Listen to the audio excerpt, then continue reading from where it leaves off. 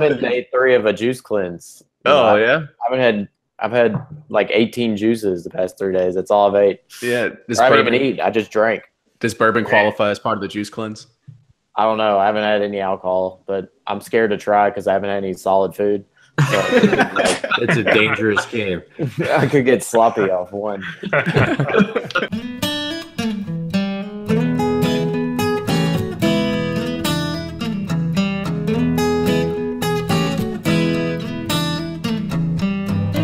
This episode of Bourbon Pursuit is made possible through listeners like you, supported through Patreon, and with partnerships brought to you by the following. Danner has been making boots for 85 years for the unforgiving Pacific Northwest. Their Stronghold series is inspired by hikers, but built for the toughest working conditions. Order online or find your local store at danner.com.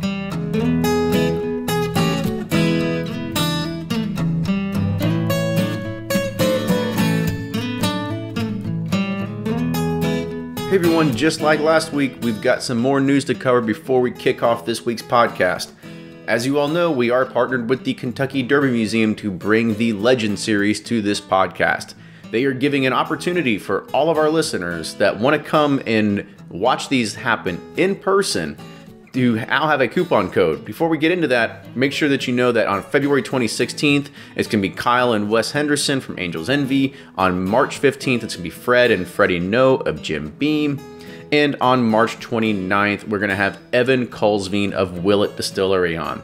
Now, if you want to come and see these in person, we're going to be there. It's going to be a long time until these are published on the podcast, so you should probably come. You can meet us, you can hang out, and you can listen to some good stories while Fred Minnick is the MC. It's code BP50, and you can go to derbymuseum.org/legend series. Now, this episode really touches on a lot of different things. You know, we talk about barrel picks in general. We hit again on the Crown Royal Mash bill that was a follow-up to the last roundtable we had. And we kind of also want to go into trying to understand why people chase Blantons, or is it just a false sense of shortage? And speaking of barrel picks, for our Patreon members, there is a sign-up form to get yourself, if you're interested in getting a bottle from a Buffalo Trace from the Bourbon Community Roundtable barrel that we had picked out that we actually talk about on this episode. In addition, there is a new thing that kind of came to light that happened this past week, is that we have an opportunity to do an upcoming barrel split of a Maker's Mark 46 private selection. And this is going to be, as well as going to be available to Patreon supporters as well. You can go in there, let me know if you want to commit to a bottle, and we can put you down. I have no idea what's going to happen here if this we can keep this pace up, you know, getting more barrels come in, but it sure is fun. Now make sure you do support the show, especially if you like what you hear. It really does help keep this going. Make sure you're also subscribing on iTunes and YouTube and Facebook. Follow us on Instagram and Twitter. And always enjoy this week's episode.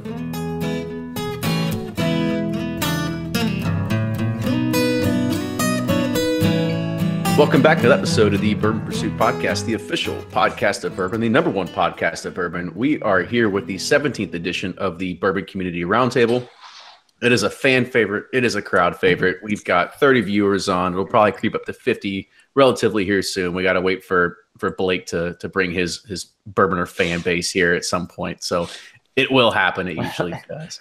But this is going to be a good episode. We've actually got a pretty jam-packed list of news because it seems a little odd. And Ryan, I'll kind of get your take on this. It seems like this is the kind of year when not a lot of news really happens, right? It's something that it's a pretty slow time of the year, right? Yeah, there's like pretty much nothing going on. My father-in-law, he always like, what's coming out? And I'm like, nothing. Just hang on. But you know, that's just this time of year, January, man. It's winter break. You know, you got to do juice cleanses and stuff this time of year. So you can prepare your liver for summer and fall. Yeah, I mean, because there's only a few things that happen in spring, and I think we'll have to get the guys from Breaking Bourbon on for another podcast here that we'll just talk about all the kind of new releases that you can expect in the upcoming year. But yeah, this is also the time of year that we also end up kind of making up our own news as we go. Like what is things that are pet peeved about us that we can kind of talk about and whatever for a little bit. So this is going to be one of those episodes. So we got a little bit of the news, but then we're going to kind of talk about it's going to be a lot of opinions and stuff like that. It's so like a summer show for like, people that cover basketball and football, during the like, our winters the summer, vice versa, whatever. Yeah, like how much can you talk about the NBA when the NBA is off season for these like 6 months, right? Right, pretty much. So we are going to try. Yeah, absolutely. So we've got a full house tonight, minus one of the regulars of the Bourbon Roundtable, which is Carrie. But we've got a stand-in of both of the guys from Breaking Bourbon. Well, I should say 2/3 of the guys from Breaking Bourbon, the ones that are usually here, made it tonight. The ones that aren't camera shy. Yeah, there we go. Hey, throwing Eric under the bus. I think Carrie's out, man. He doesn't show up for the pick. He bails tonight. I'm done. Who are you talking about? For Carrie, yeah. I don't know. Yeah, who? Right? Who is it? Pulled it off the island. Who's Suburbia? No. All right, so Breaking Bourbon, you guys take it away. Introduce yourselves. Sure. This is Jordan. And this is Nick from breakingbourbon.com.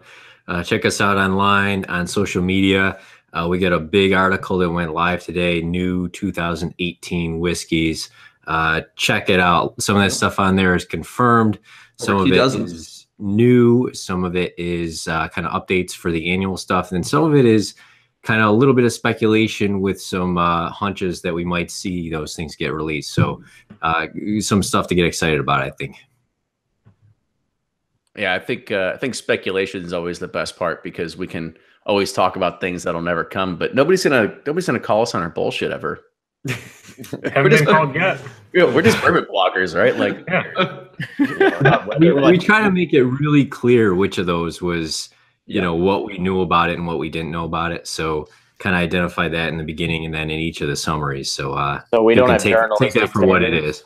Yeah, we're like weathermen. So if we're wrong, who really cares? You just happen to carry around an umbrella the rest of the day. Yeah, 50% chance. All right, so Blake, you chimed in there. Go ahead and introduce yourself to everybody on the round, or all of people that are listening. Yep. So I'm Blake from Bourboner, the Cal Ripken of the Bourbon Community Roundtables. I'm pretty sure I'm the only member who hasn't missed a single one. So the Cal Ripken, it's kind of not fair. Kenny schedules it around his schedule. But Cal Ripken wasn't a tight end, though, was he? Yeah. Former so NFL tight end, Blake Reber. Cal Ripken and an NFL tight end. So. I've lived quite a life. What can I say? No, bourboner.com. You can find me Instagram, Twitter, Facebook. If you're listening to this, you probably have one of those social media outlets, so check it out. And Brian, wrap it up for us. All right, this is Brian from Sippin' Corn. You can find me mostly on Twitter at Sippin' Corn, and I spend my Januaries getting rid of partial bottles, and you got to clear the way for maybe a Four Roses spring release and all the other releases you're going to get. So I've got a Warehouse ME Four Roses, and I was one of those crazy people saying that ME had that great run of OBSK and OESK about 2-3 years ago, and this is one of my last, so I'll be sad when it's gone. So I mean, let's talk about this for a second, because that is something that was I think it was a group phenomenon for at least a solid 3 months running. There people were just going crazy over those ME warehouses. I mean, did anybody else have an opportunity to try any of those bottles? I really honestly wasn't hunting for them, but I'd be interested to see your all's take. Yeah, so I actually got it right here. Hold on. Oh, how convenient! Isn't that convenient? I think this was So the second, this was first or second Bourboner pick I did was an OE or OBSK, but then I had an OESK, and they were both ME 25 1D. Go to Sippin' Corn if you want to find out what it all means and all the different things. But I don't know. I thought that was kind of like it was definitely some good bourbon, but to me it felt like a little bit of people trying to create a hype around there was definitely some good barrels, but I don't know if just one corner of the warehouse actually produces that many better barrels. I think there's a lot of other factors, but it's kind of a cool thing to track some of those down. I mean, shoot, I picked up a few of them, so I'm just as much of a sucker as anyone else. So before we start talking about our barrel pick, I kind of want to focus on that because I've actually never done a barrel pick at Four Roses before. So do they do kind of like what we did at Buffalo Trace, where they roll out pretty much a lot of the same barrels that were they were distilled all on the same day and put in the barrel, or are they pulling stuff from 9 different places and you just got to go in blind and figure it out? It's all different, and it's beautiful, and it depends on who you're there with and whether you're getting all 10 recipes or whether you're just getting one barrel. But because there's so many differences between their different recipes, they do them all blind. So you don't know how old any of them are. You don't know what the recipes are, and you just taste 10 of them blind. And a lot of people who go in, like me, thinking I'm K yeast all the way, whether it's B or E, I love the K yeast.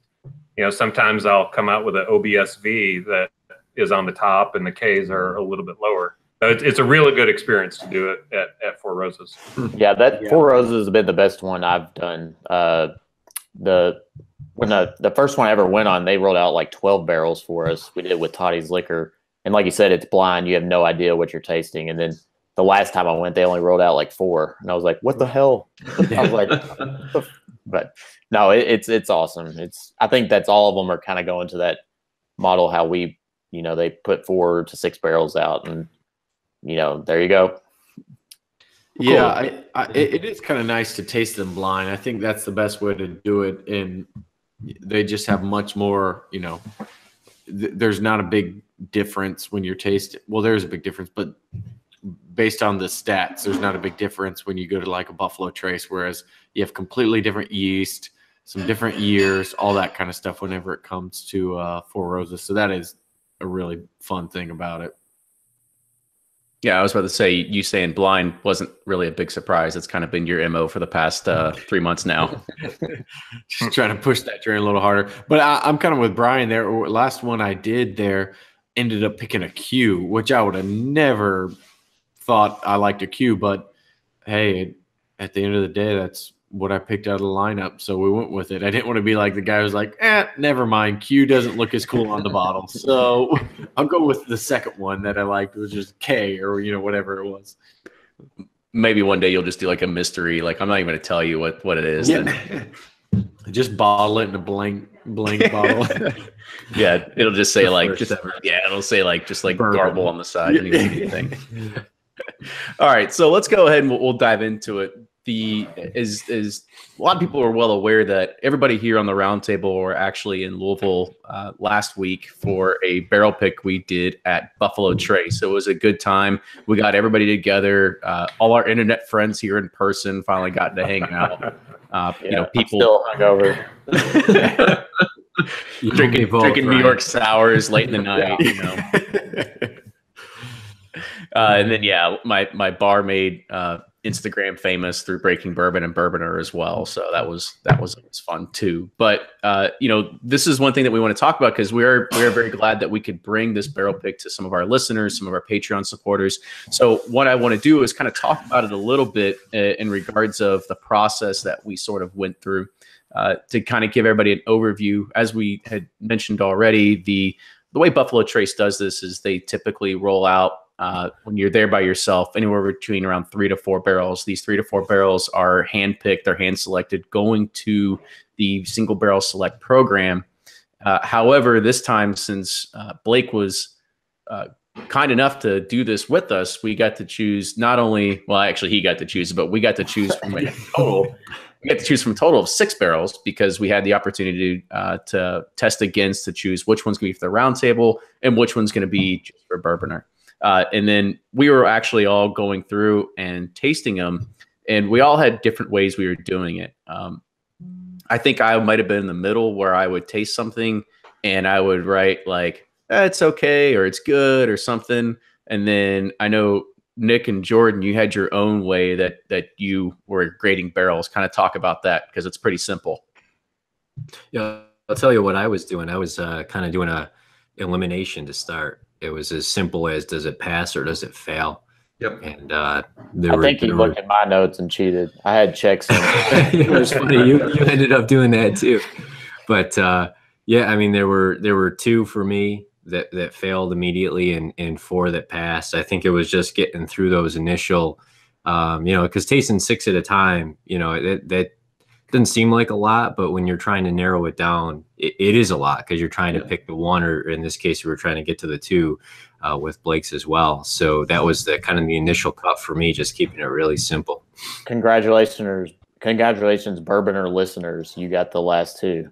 That, You got the ones that everyone crossed off their list. No, I have video somewhere of people say, "Oh, I really like barrel number 4." I'm putting it on every advertisement I get.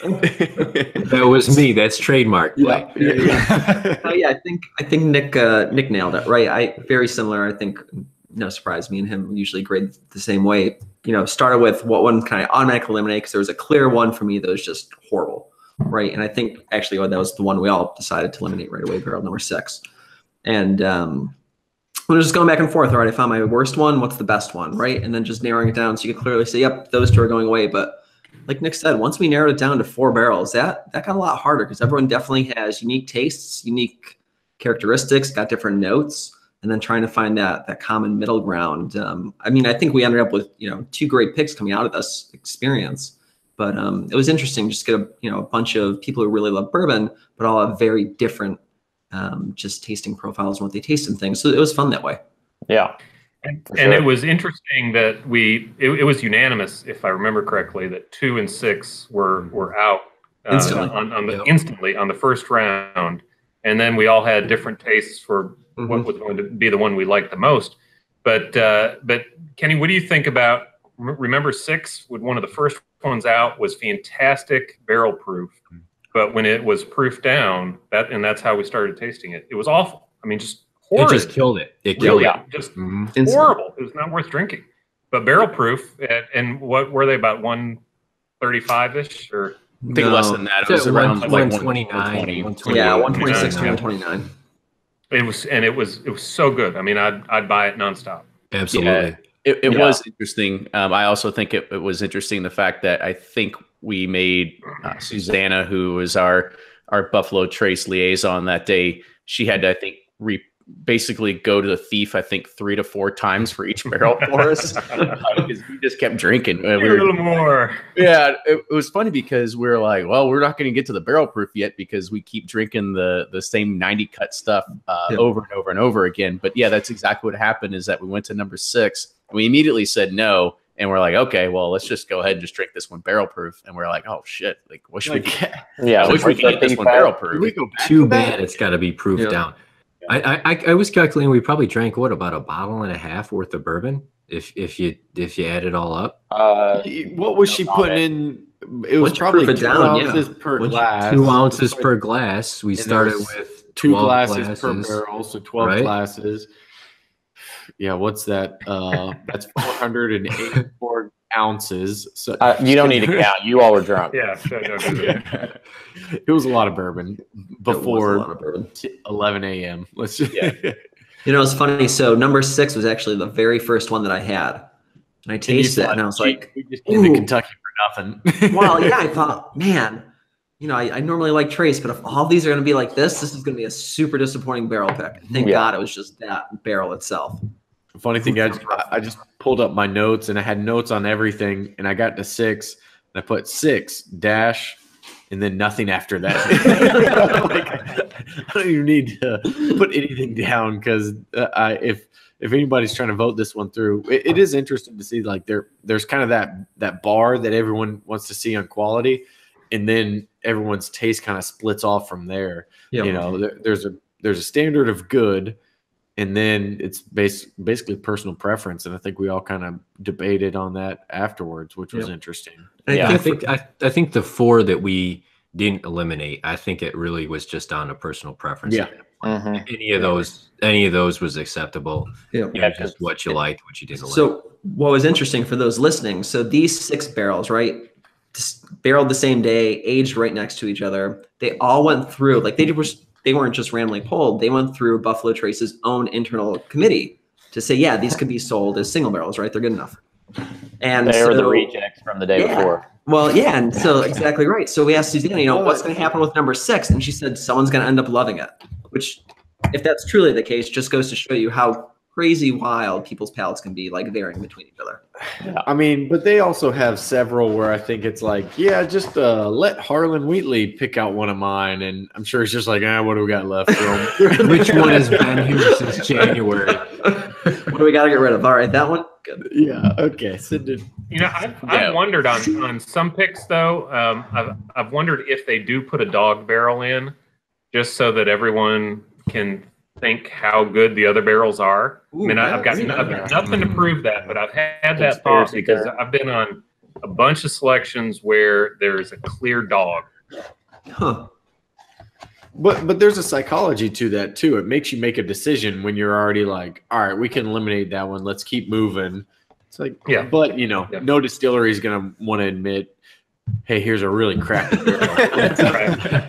Here's our worst whiskeys. Let's find it. The thing that's funny, too, is the one we ultimately picked. I remember looking at Kenny's after first round, and the one we picked, it said F no. And then we did it blind, and he picked it, so it's like, it really was. I mean, for me, I don't know, like I don't have the great tasting notes like Blake does. I mean, I was just going through, and I'm not as I guess as easy as just to put a checkbox or an X over it. But I do remember, I think it was either the first or second one I tried, and it just didn't do anything for me. It didn't have any kind of that spice or anything that was like really, because put it this way, like I had an idea like going into it and thinking like, this is what I want to find. And none of those really the night before that threw you off those first two. Yeah, maybe it was I drank too much the night before, but I mean, it really does. Like I go into it and seemed like you felt good that morning. Yeah, I'm pretty sure I texted all of you and I said the last thing I feel like doing right now is drinking bourbon. I pull into the distillery. Kenny's taking a photo of the entrance and he looks at me. He's like, I'm so hungover. I can't do this or something like that. I was like, oh God. I think you were worried that we weren't even up yet, Kenny. You were like, no one's responding to me. You guys know where we're going. I tried to his credit, as soon as Kenny took his first sip, it was like he was back, flipping a light switch, and he was on. On flight. Yep. Yeah, but to back to the tasting note thing and the pass fail thing. I think for me, I wasn't looking for a specific group of flavors or anything like that. It was as simple as what's my favorite one. Yeah. And for that, I didn't really feel like I needed tasting notes to do that more process of elimination. Just keep eliminating till I feel like I've chosen the one that stands up against the others to keep it that simple. I like Nick's style. I think tasting notes are bullshit. There's no way you all taste all these intricacies, but you just drink what you like. Well, describing it afterwards, though. But you want to describe it after. Yeah, it's like cues in my head so I can remember what I was tasting there. It's like, oh, okay, that's how it differentiated. Those things may not even be there at all, but that's how I remember them just to defend tasting notes. But the interesting thing was when we came down to the two, it was like, all right, this is to us a really good Buffalo Trace pick, and then this one is a unique barrel pick.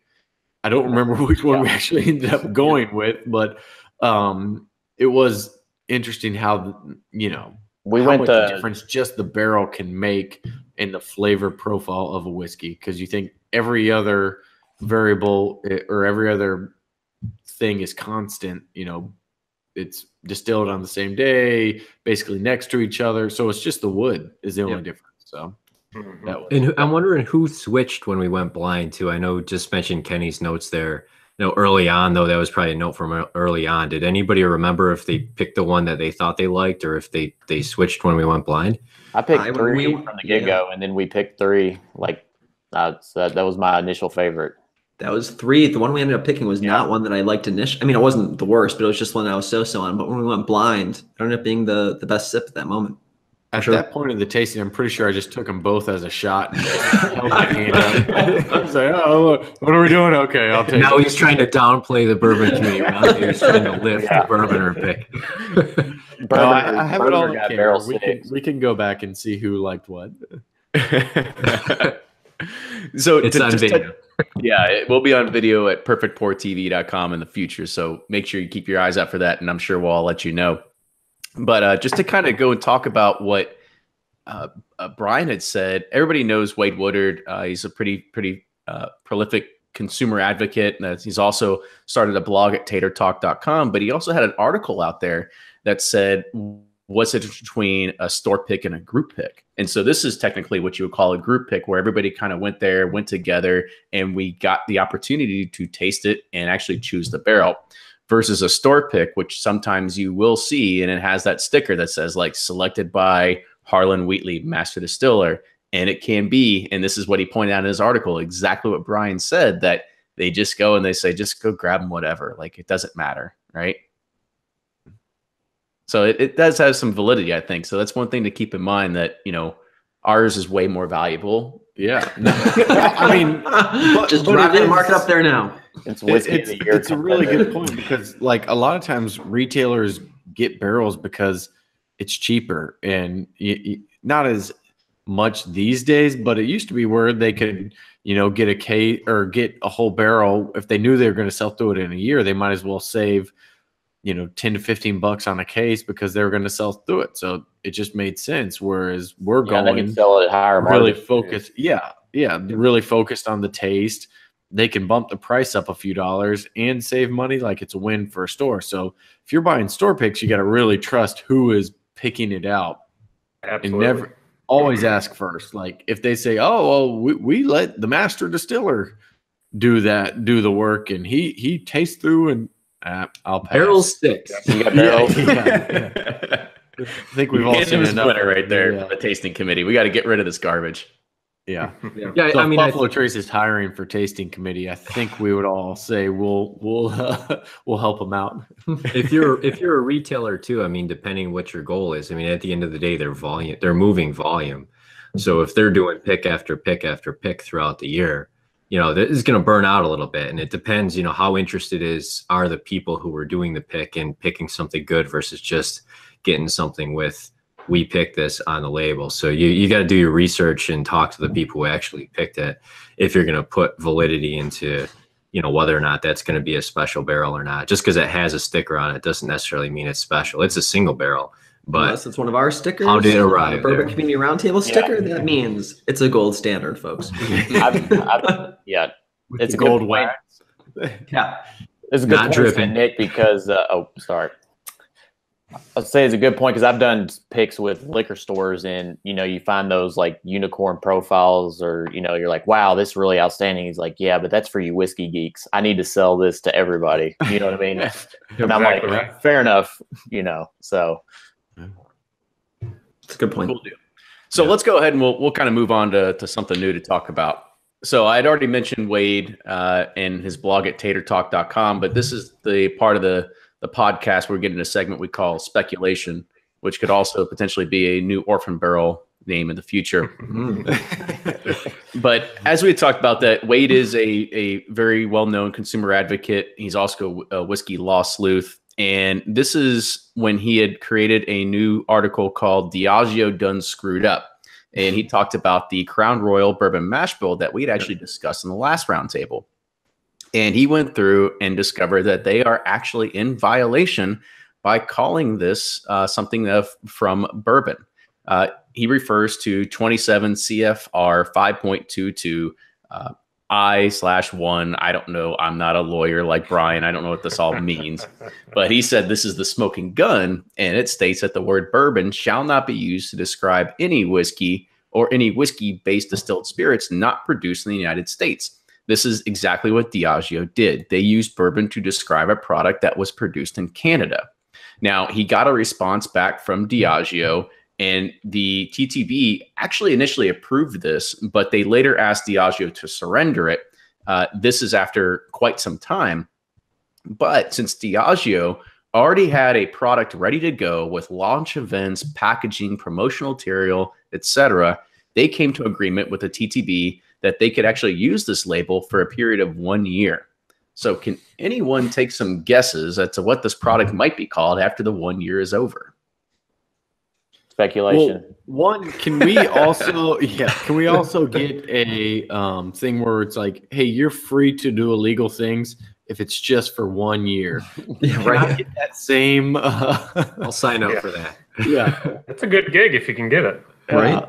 Which is just seems so funny to me. Like, how does an agency that's supposed to regulate it not say, oh, nope, actually, we screwed up or whatever it is? Oh, we see that. I mean, Yeah, haven't you seen, we see that all the time, more with smaller craft distilleries. I mean, the three guys breaking bourbon talk about this all the time. We'll call out distilleries too, and they usually stop talking to us afterwards.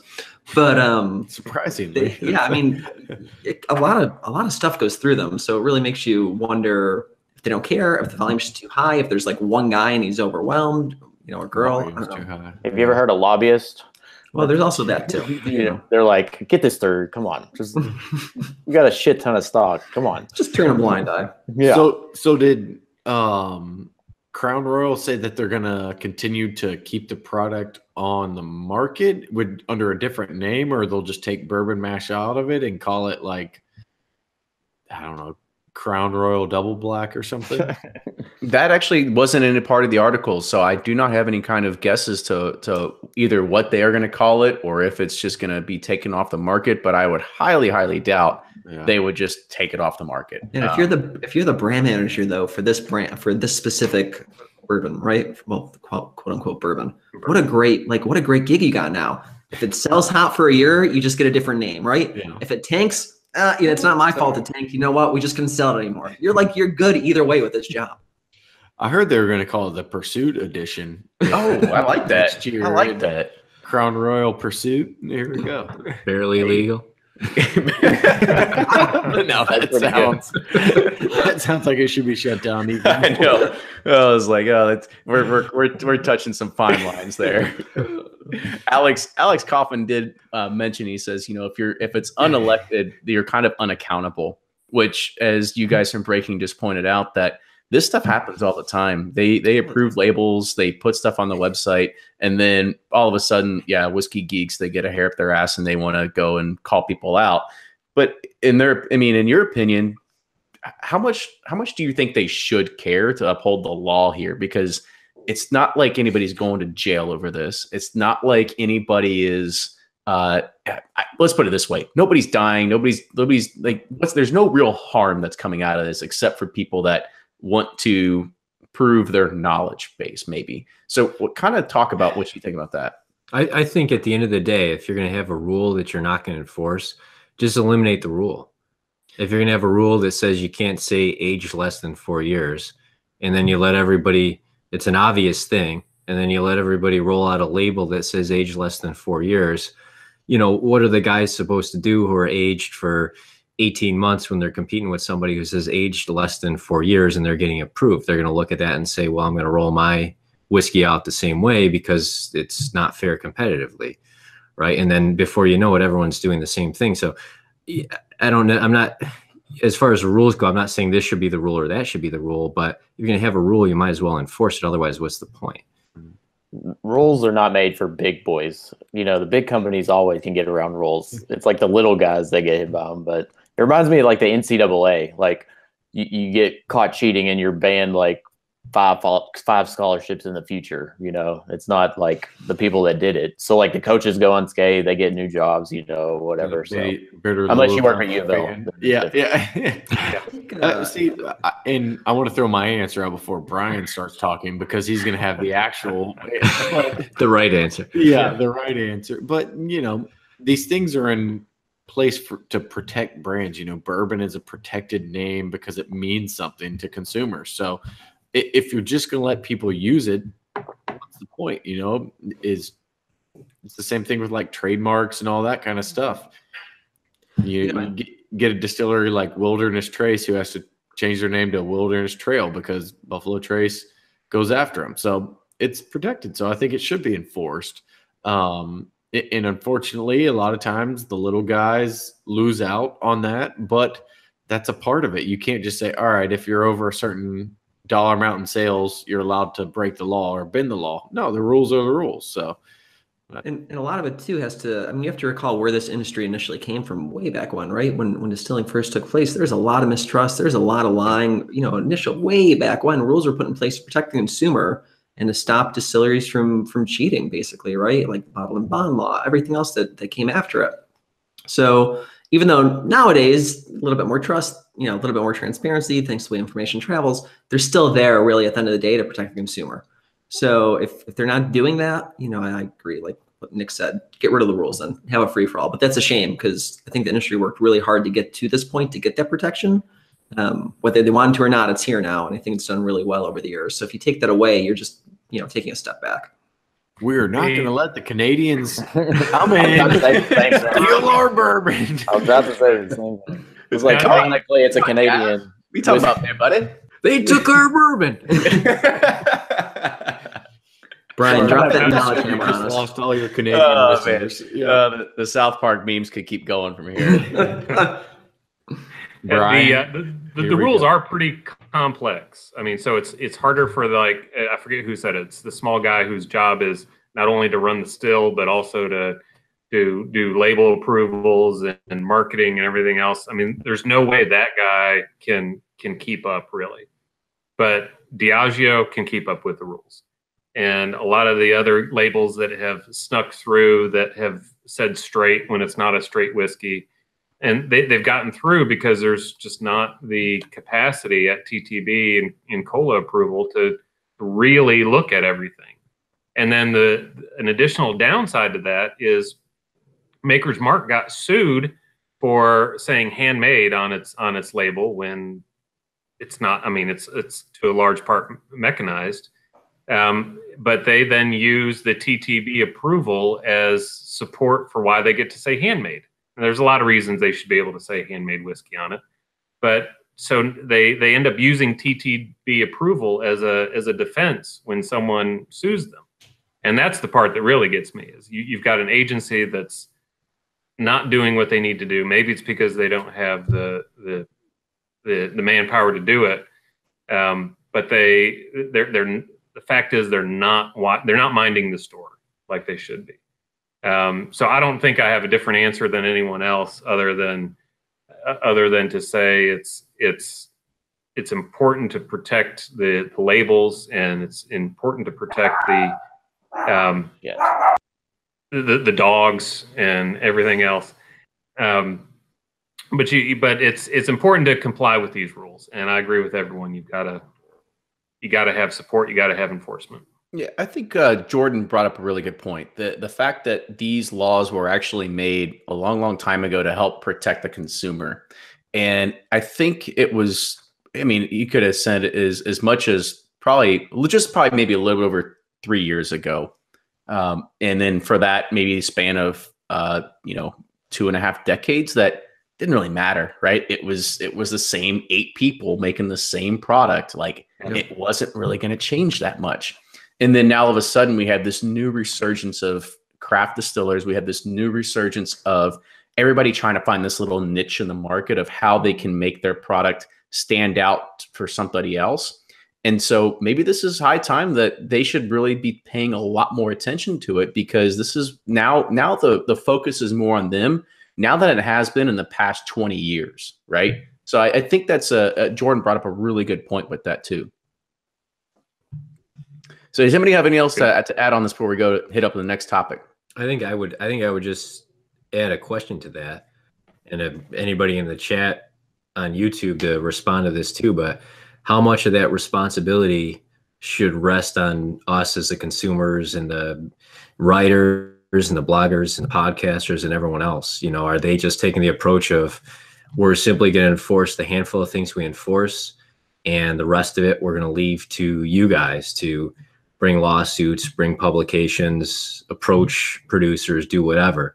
Is that a fair balance to say that, part of it rests on the consumer to do their research and know what they're buying?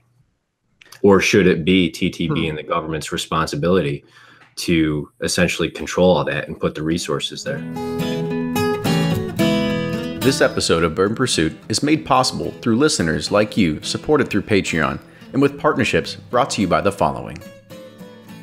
We're not fortune tellers, But when you lace up your new Stronghold work boots, it's easy to see the future does look strong. Danner has been making boots for 85 years for the unforgiving Pacific Northwest. This means Danner boots come with deep roots, and the new Stronghold work boot does just that. This is what happens when you take iconic quality and run it into modern technology. You get tomorrow's classic today. Get into the Stronghold for strength that starts right from where you stand. Order online or find your local store at danner.com. That's DANNER.com.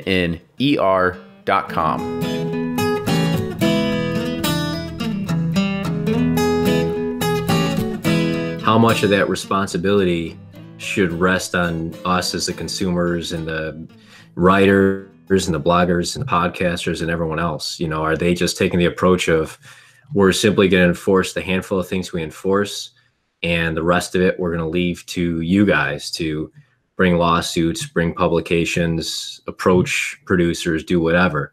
You know, is that a fair balance to say that, you know, part of it rests on the consumer to do their research and know what they're buying? Or should it be TTB and the government's responsibility to essentially control all that and put the resources there? I mean, somebody should just hire Wade over there and just pay him enough that he's happy, and then maybe this will never happen again, right? I mean, if there's one person that knows all the rules, it's got to be him. So if somebody's looking to fill a position at TTB, like, it should be pretty easy to know who to go to. But to answer your question, not to make a light of the matter, I think you're right. I think, like I said, I think the government needs to have a little bit more of a bit of a spotlight on them. And then the problem is that as was kind of put in the chat earlier, is that really nobody's holding anybody accountable. Nobody's holding TTB accountable. Everybody thinks that the people that are pushing forth the labels are the ones that have to be the ones accountable. In fact, it's these people that do the checks and balances are the ones that should probably be held accountable, that just let these things slide underneath the radar, right? I mean, if I could think of a good analogy, I would, but I mean, it's just one of those things where you need to understand that the people that are in charge of making sure that what gets approved, it actually gets that, you know, that rubber stamp at the end of the day. Like, I'm sure it's just not like one person doing this. I'm sure it goes through at least like 2 to 3 or 4 layers of people that look over this. I would hope. Yeah. Yeah. I wish I had a better answer, but yeah. Well, in the enforcement of, you know, there's going to be technical violations of TTB regulations, and there's going to be big violations. There's going to be Templeton calling it straight and not disclosing that they have an additive. And I think that's where you get into outside enforcement. And that's why there was a class action lawsuit and a huge settlement, both monetary for reimbursement for people who bought the bottle, and they had to change the label. They had to put Indiana on it, and they couldn't call it straight anymore. So yeah. I think that's where true enforcement comes in. When it's something, I mean, arguably here, the name of the brand was Crown Royal Bourbon Mash Blended Canadian Whiskey. So is a consumer really going to think that they're drinking bourbon, or that they're buying bourbon? You know, probably not. I mean, you're an idiot if you do. I mean, it's clearly a blended Canadian whiskey. That should be TTB enough. Wow. It's it's a violation. They shouldn't have said bourbon mash on it. And period. Next paragraph, though, it's blended Canadian whiskey, and no one's going to be misled.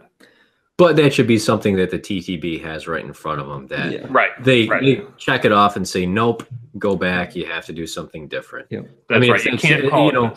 As far as the straight, and what people are really putting in the bottles, at the end of the day, we can't expect the TTB is going to be able to be at every location everywhere and figure out exactly what's going in. And they have the label in front of them, though, and they should know the guidebook.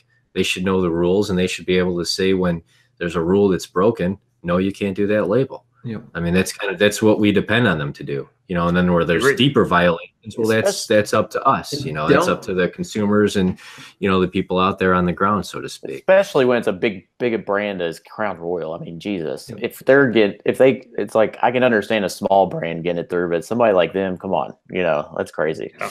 I think this is one more thing on this topic, and going back to whose responsibility is it? Don't, for all of us on this, especially all the different groups on this roundtable, and then also everyone out there who either has a bourbon website or a blog or anything else, I think no matter what you write and put out there, you'd be surprised how much your voice matters. This was a few years ago, and Nick, correct me if I'm wrong. Was that like Colorado whiskey?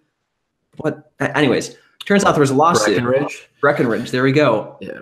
We're like Googling Breaking Bourbon one day, and all of a sudden we see her quoted in this lawsuit.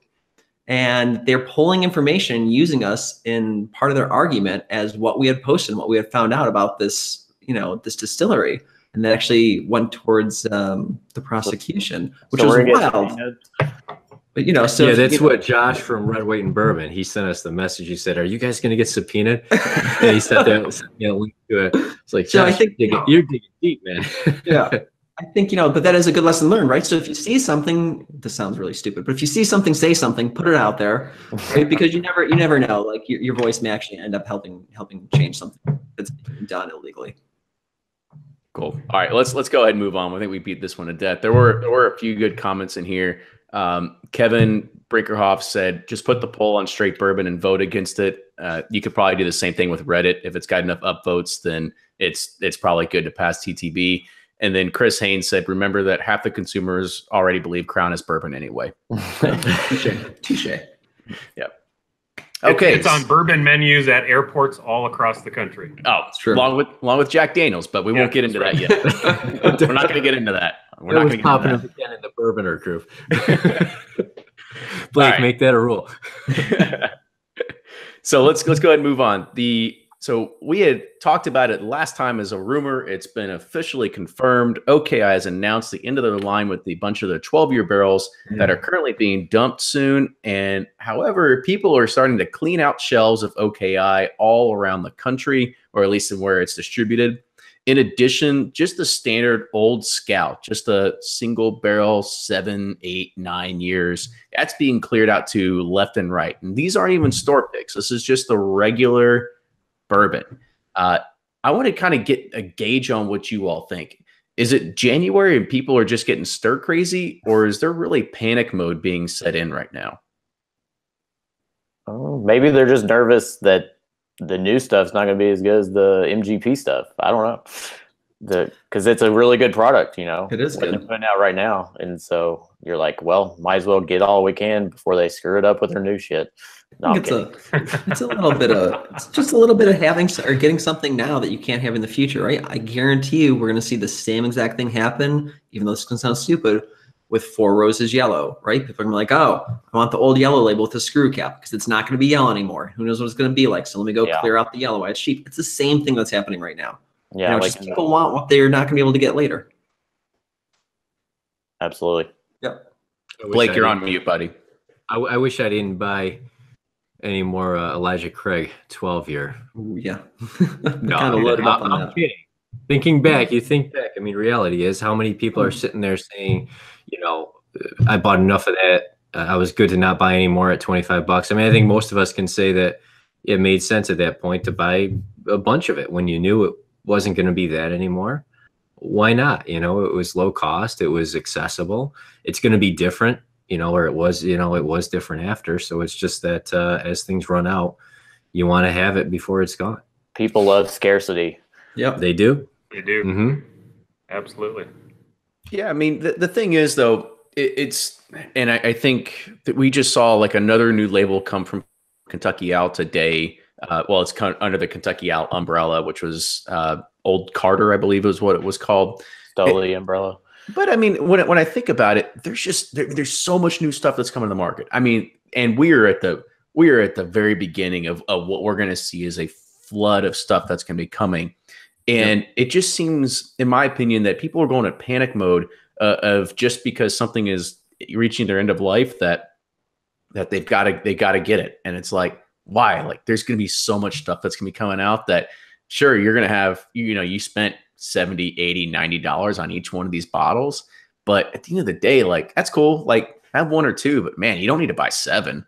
Like, it's nothing that's going to not be there in the future. Like, MGP is not slowing down production. I can guarantee you that, right? So there's going to be even more labels and more brands that are going to be coming out here in the very near future. And as Alex Coffin just said, it's FOMO. It's FOMO all over again. Yep. Oh yeah, it always comes but back to Kenny, FOMO. what about the lack of the old growth oak barrels? Ooh. I mean, it's not the same barrels, right? I guess. I mean, I'm kidding. I'm kidding. yeah, okay, good. Because I was about to say, I was like, we've had people on before that, and they say that the barrels that go, or like the wood that goes into the barrels is like 1/1000th of the wood that's actually used on a per annum basis of, you know, even like the housing market, right? Like it's really not that much. There's always Can you something. hear me now? Yeah, But but this wood is special though. Right. Special The wood. old wood back in the day, 8 years ago, they made the wood better. But I was going to it's say, like- you're all with the sexual innuendos tonight here, Nick. You know that, right? You got the fairly legal. I mean, Coming off really creepy in the round table. You know, what a great! I wonder if that'll be the next Orphan barrel or Diageo stick, right? Like, all right, this was the forest where the barrels used to come from, or the wood used to come from for the barrels that went to Stitzelweller. So, you know, we're going to be reusing this wood from this forest, and people just start hoarding that Yeah. bourbon. The funny thing is to me is how many people still buy into like the Blade and Bow Stitzelweller. Yeah, it's Blade and Bow, right? Right. I've had people tell me, yeah, this is Blade and Bow. It's from this distillery that shut down. Last barrels they ever had. Mike, okay, I'm just gonna let this one fly because I don't have to explain this one, but they are gonna milk that one, which I guess, hey, they got the trademark, why not? So I'm sure they'll throw as much marketing as they can at the Blade and Bow name with Stitzelweller. Kenny, can you blame them? just No. I mean, I've used here's it. the thing that sure. it's kind of weird about Here. that, right? Is that sure, everybody that's listening to this, everybody that's on this round table, everybody that's in the chat, they all know what Stitzelweller is. Yeah. But the greater 90% of the bourbon consumers out there, do they think they have any clue? I mean, they just started learning about, or even started drinking bourbon 6 months or a year ago. Like they're not going to know what Stitzelweller is, maybe ever, or unless all of a sudden they start getting the itch to go join the Bourbon or Facebook group and then start following podcasts and reading blogs, right? Like I don't see the big thing that maybe most consumers aren't going to really care about that. Yeah. Which I made this point, but I realized I was on mute with the Crown Royal thing. And, you know, the majority of people who buy the Crown Royal Bourbon Mash could care less whether or not it's actually bourbon or one way or the other. And that's, you know, it's fun for us to talk about it, but we are the very small minority of the whiskey drinking. You know, it's $1 billion industry. We probably make up at least a few million of that buying power, but, you know, it's a very small section, and so most people could care less. They just want something that's cool and they can show off to their friends. So Brews and Bourbon had a pretty good comment that says, I am surprised that a tree age has not been stated yet on a label as a marketing Oh, tool. nice. I mean, Yeah. that is I true. gotta actually. agree with that. 200-year-old That's a tree. really good point. Huh.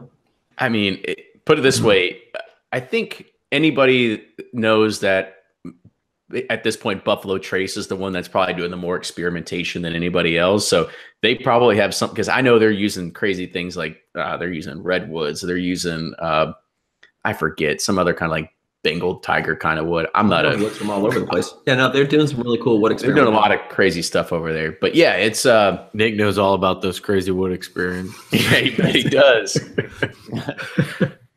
No comment. All right, let's go ahead. Let's move on to a new topic because there's a few more things that I kind of want to get to before we end this. Actually, you know, while we're also on this, I think this is a good discussion as we're in panic mode and talking about the current state of the market. There was a good quote that came back on January 29th in one of the forums, and they said that Four Roses 125th is valued almost $100 less on the secondary, more than the recent Al Young's Four Roses 50th anniversary bottle. However, the Four Roses 125th is an older bottle. More bottles have easily been more consumed by now, you know, 2013 versus 2017. However, most people think it's a superior whiskey, yet it is valued less than the Four Roses Al Young bottle.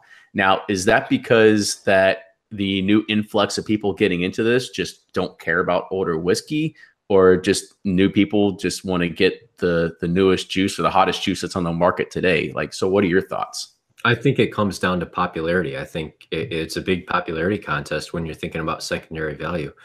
demand's going to drive it. I think it's a pretty small, relatively small group of people that's buying and a relatively small group of people that's selling. So think about 20, 30, 40 years from now, all the whiskeys we have right now, what are people going to want? They're going to want the things they know the names of. So how many whiskeys today, how many of their names are going to survive through those generations over the years where there's still some kind of demand for it? And it probably just comes down to that, simply that a lot of people out there don't know what 125th is. So you just don't have as many people that are looking for it and trying to buy it. As silly as this may be, I honestly think the shape of that bottle and how unique it is, I kid you not, I think that plays into the perception for a lot of people that this is a cool Art Deco type bottle. It's a throwback. It looks like nothing else out there, must be like nothing else out there, thus it's better. Not saying that by no means is that, what it that should does be. Make it unique though, and visually too. Yeah, I think that's weird. I mean, 125th is a great bourbon, don't get me wrong. Great bourbon. And Blake, where did those two end up on your blind tasting, or was Al Young's 50th part of it? I can't remember. It was. I'm gonna have to look. 125th did rank higher than Al Young's blind. I'll get you the official. It's okay. What you can do with memory. It did come in higher than the. Let's see. So 125 came in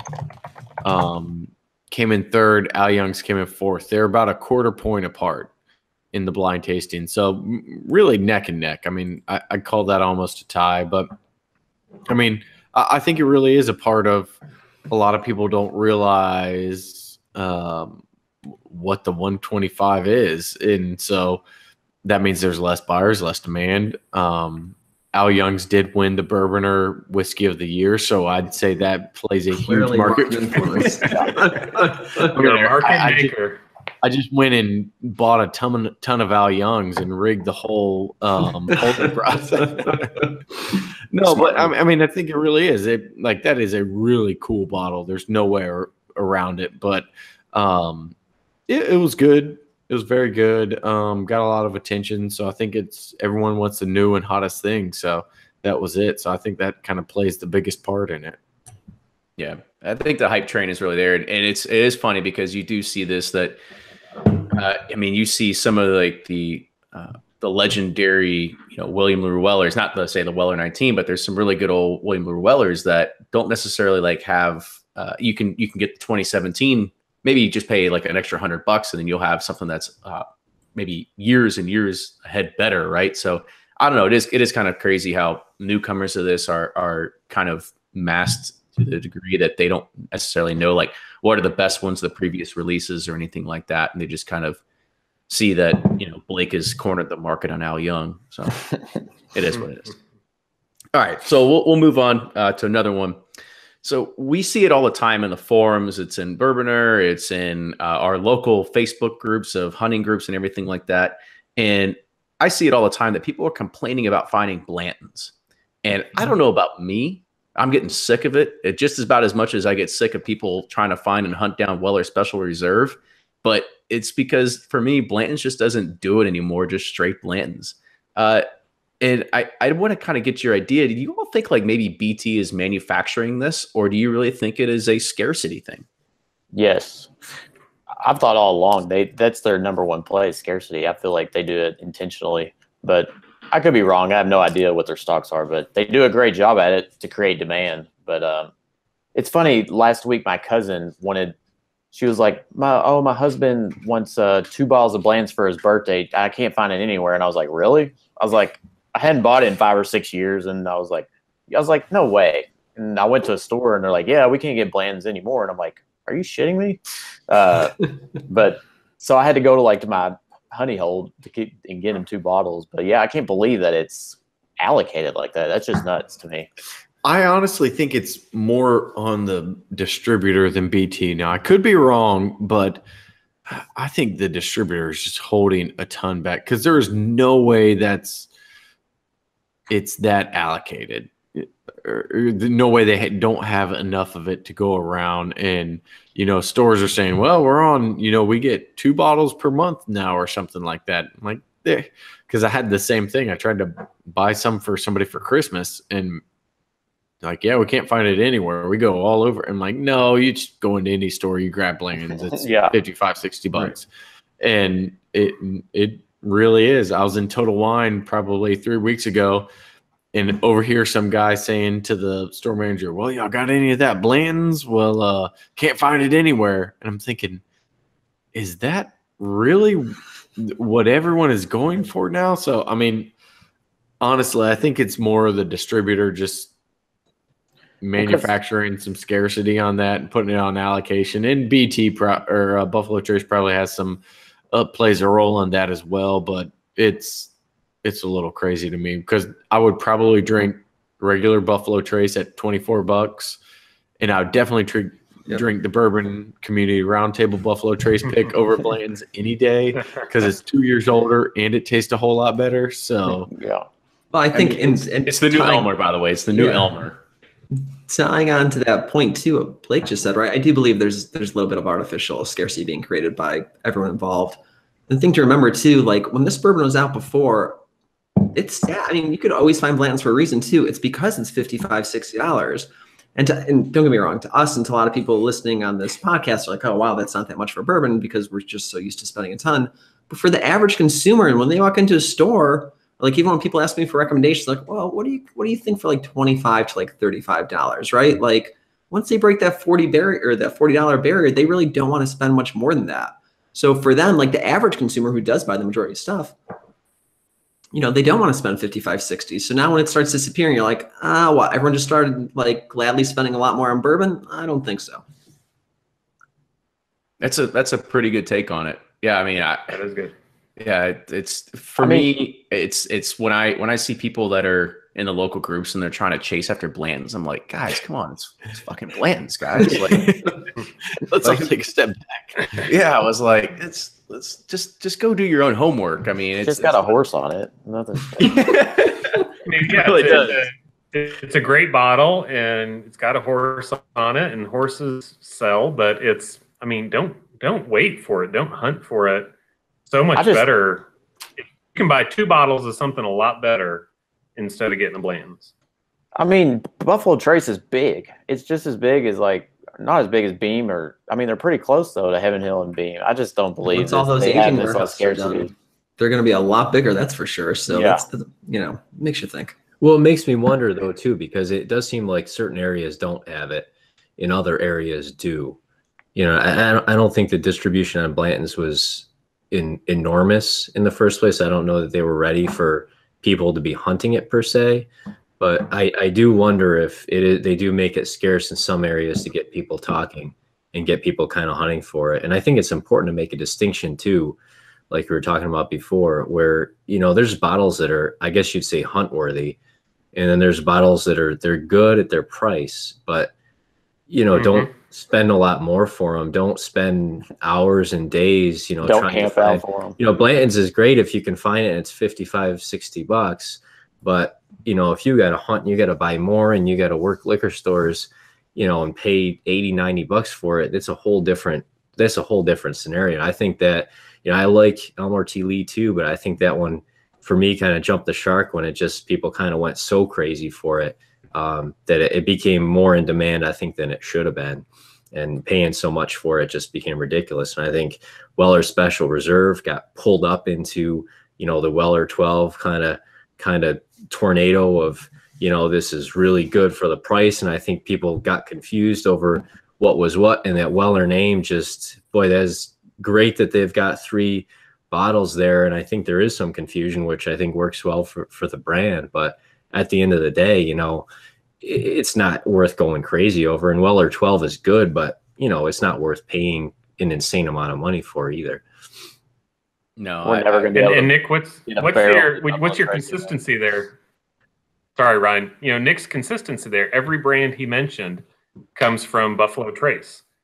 And that's the scarcity play. Mm-hmm. Absolutely. And then that's the scarcity play that you guys have been talking about. I mean, it's consistency. They're the ones who are doing this scarcity play, and I think it's false scarcity.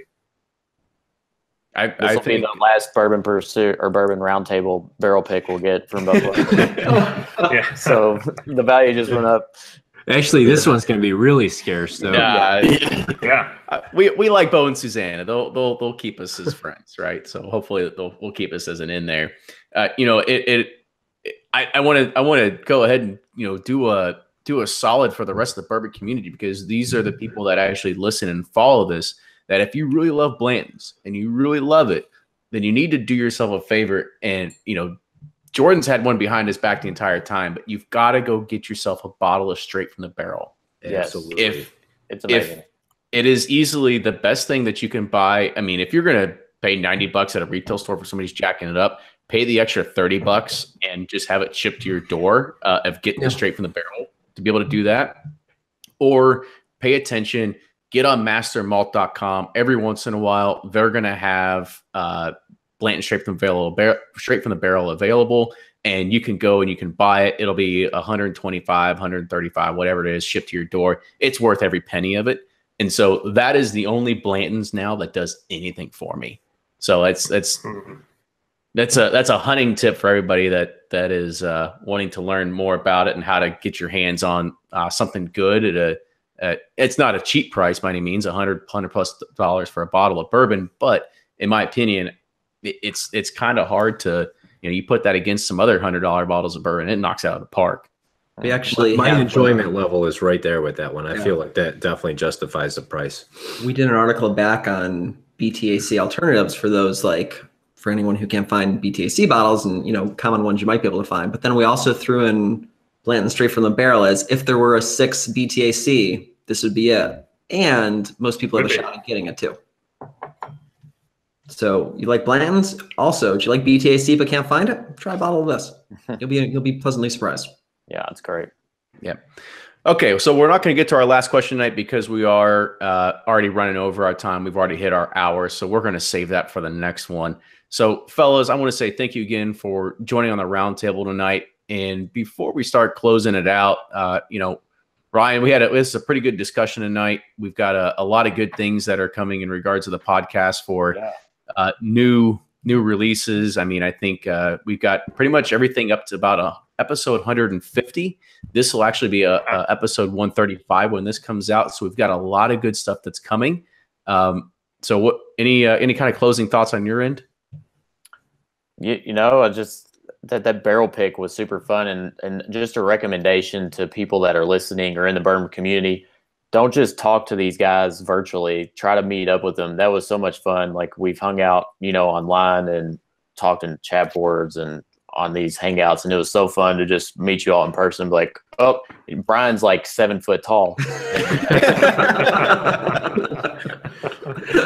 No, but that would be my closing advice: is take it from the virtual world to the real world. That was a lot of fun. That's right. Yeah, that was. That's right. Yeah. All right. Well, let's go around. Breaking, you go first. All right. So Nick with Breaking Bourbon, one of the 3 guys behind the website. Check us out online at breakingbourbon.com and on social media at Breaking Bourbon. If you are interested in Breaking Bourbon glasses, Glencairns, or reusable tasting sheets, or getting release calendar updates to your email every time we put one up on the site. And just put a big one up today, so check it out if you haven't yet. But be sure to check us out on Patreon. That's Breaking Bourbon, or patreon.com/Breaking Bourbon. Yeah, and this is Jordan. Echo everything Nick said, and also if you're interested in new whiskey releases for 2018, we talked about it. Hopefully, we'll get on the horn with Kenny and Ryan and talk a little bit more in depth. But a lot of new good stuff coming out in 2018, so everyone should be pretty excited about that. Start saving your pennies. Don't blow them all. Mastermalt.com, right? Yeah, exactly. All right, Brian, you go ahead.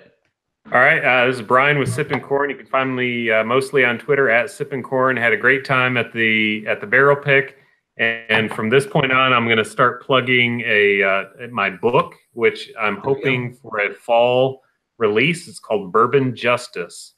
It's been at the publisher since October. I'm supposed to get some sort of editor's proof back here in the next 30 days, and things are rolling. So just in time for holiday shopping. And cheers to everybody, and look forward to the next one. We know what every bourbon lover wants for Christmas, right? That's right. It's called Bourbon Justice. A good book.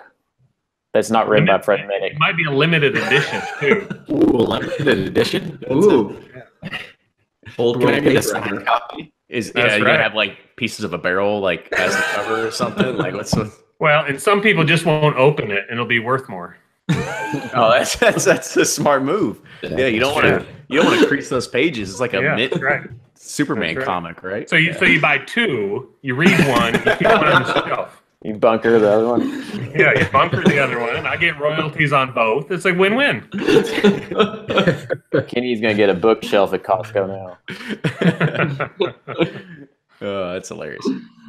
Blake, go ahead and wrap it up, man.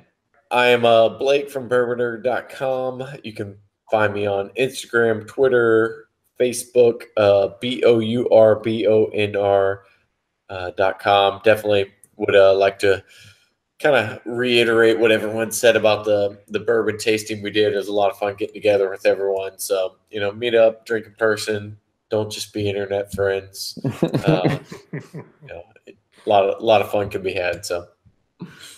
Absolutely. And like I said, it was a good time hanging out with everybody, staying up till, I don't know, were we up till midnight or later than that, drinking New York sours? I honestly don't remember. I woke up. Those I'm sours trying to were make it sound a little bit fantastic, too. cooler past midnight. Like, man, were we up till midnight? 4 a.m. That sounded really lame. It really did, especially because Louisville's one of the only cities where bars actually stay up until 4 a.m. Yeah. Right? I think we got an Uber at midnight, so we're cool. We made it. we made By it. the time I got back to my hotel and realized I'd booked at the wrong hotel, it was at least 12:30. So That was a good story. I think Pretty wild night. you need to tell it to everybody before we sign off here. Tell everybody that story. okay, yeah. So I refuse to do things ahead of time or correctly. So on my flight to Kentucky, I get on Hotels Tonight. No, it was Priceline, and to book my hotel, Jordan and Nick said, "Hey, we're staying at this hotel downtown. You can ride with us." So I'm like, "All right, stay there. Book a room. I'm all set." Get to the hotel that night after we'd been out, drinking at Kenny's bar, drinking at dinner, drinking at a bar afterwards.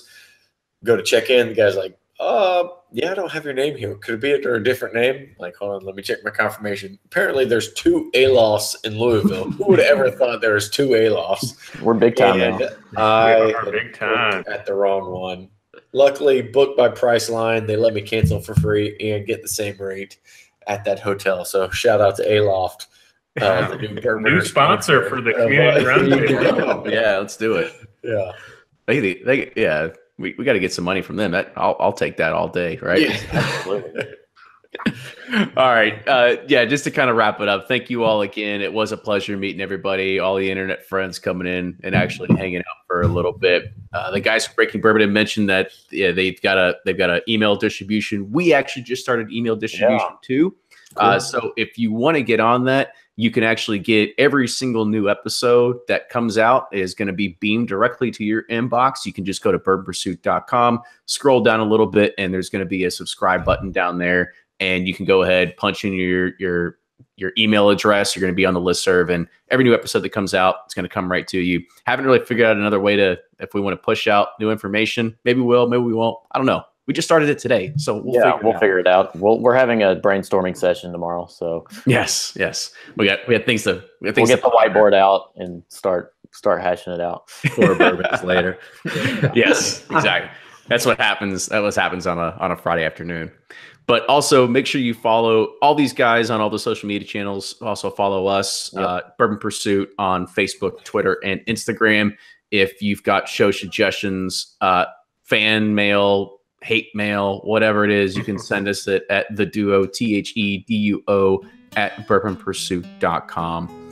And with that, thanks you again. Thank you everybody that joined us live. We had around 55 viewers live. We've had a lot of good chat going on. And with that, we will see everybody next week.